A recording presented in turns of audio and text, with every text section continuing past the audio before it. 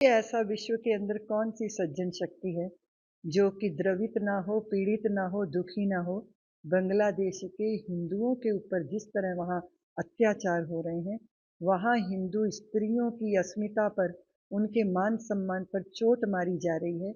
जिस देश के वासी अपने देश को अपना मानते हैं, अपना ही देश अपना दुश्मन हो जाए तो भारी पीड़ा होती है। और इसकी वेदना पूरे विश्व के अंदर सभी सज्जन शक्तियों को है।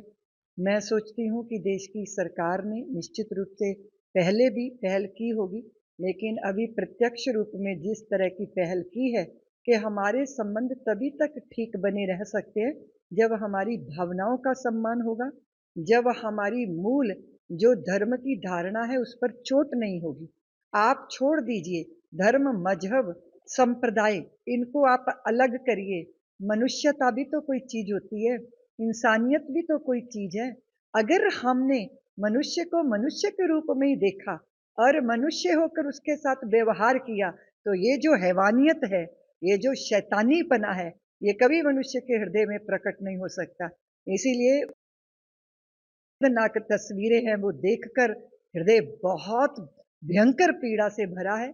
मैं सोच रही हूँ ये जो हृदय में जख्म है, ये जो पीड़ा है, ये जो दुख है, ये उस पे मरहम है सरकार की पहल।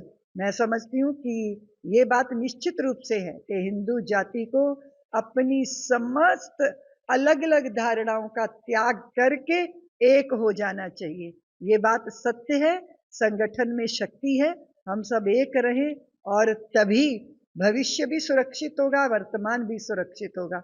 और मैं चाहे किसी भी धर्म की सज्जन शक्तियां हैं, उनका आह्वान करती हूँ कि बांग्लादेश के इस हो रहे हिंदू समाज के ऊपर अत्याचारों के विरुद्ध आवाज उठाए।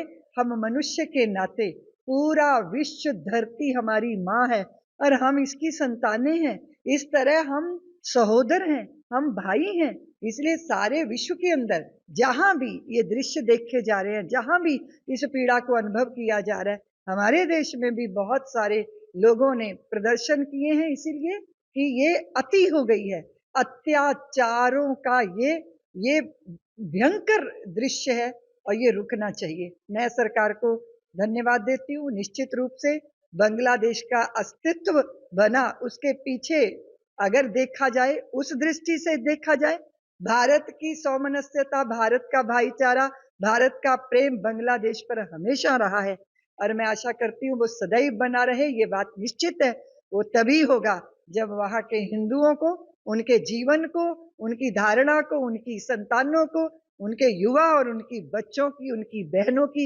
इज्जत, मान सम्मान और जीवन, इसकी रक्षा होगी। हम इस पहल के लिए सरकार को बहुत बहुत धन्यवाद देते हैं। आशा करते हैं कि ये दुख भरी कहानियां वहां से अब नहीं आएंगी, शांति हो जाएगी और जो वहां महात्मा को जो अरेस्ट किया गया है उनको भी मुक्त किया जाएगा, क्योंकि अपनी रक्षा के लिए आवाज उठाना ये पाप नहीं होता। क्योंकि अन्याय करने वाला जितना दोषी होता है, उससे बड़ा दोषी अन्याय सहन करने वाला होता है। आप जानते हैं पंजाब की धरती पे गुरुओं ने कहा था, भय काहू को देत नहीं, नहीं भय मानत आन, कहो नानक सुन रे मना, ज्ञानी ताही बखान।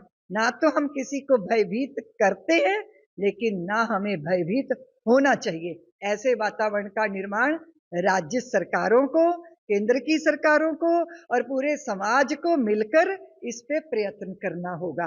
राष्ट्र भी अपना काम करे और राज्य भी अपना काम करे।